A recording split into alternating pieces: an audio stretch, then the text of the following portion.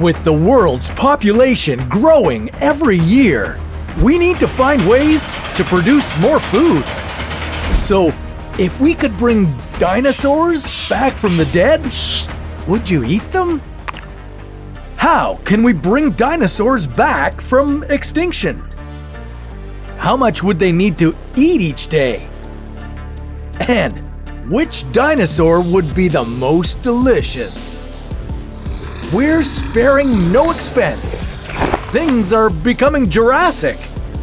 This is What If, and here's what would happen if we raised dinosaurs for food. Dinosaurs haven't walked the Earth for 65 million years. But if we managed to bring them back, could we raise them for food and eat their meat? Just like the movie Jurassic Park, we could possibly bring back dinosaurs. Did you know that dinosaur DNA is most closely related to chicken DNA? But unlike in the movies, it wouldn't be easy to bring dinos back. We would need to have some dino DNA that hasn't deteriorated. And unfortunately, that isn't easy to come by. But let's say we did stumble upon some suitable dinosaur DNA. What would be the next steps?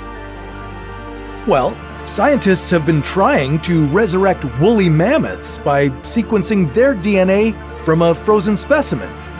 Then, they synthesized its genes and placed them into an Asian elephant embryo, as 99% of their genomes are similar.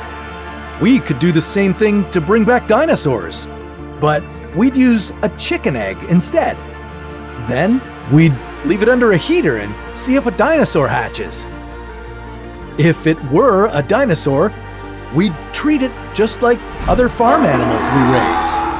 And we'd need to feed that hungry dinosaur baby. So, how much would a dinosaur need to eat? Well, if you've watched Jurassic Park, you know that dinosaurs come in a range of shapes and sizes. So, it depends on what the dinosaur's diet is. For instance, herbivores like the Brachiosaurus could weigh 4 kilograms at birth, and within a few months, they could easily weigh 10 times more. Once it becomes an adult, this plant-eating giant would weigh in at a whopping 35 to 56 metric tons.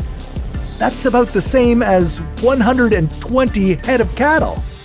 And it would need to eat 400 kilograms of food per day. That's how much 16 dairy cows eat in a day. But let's not forget how much meat that dinosaur would give you. You'd have quite a feast. And speaking of meat, which dinosaur do you think would taste best? Well, it's hard to know because no one alive today has ever tried dinosaur meat.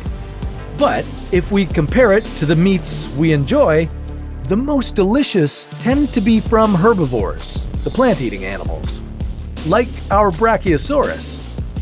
Something like the infamous T-Rex might taste a little different.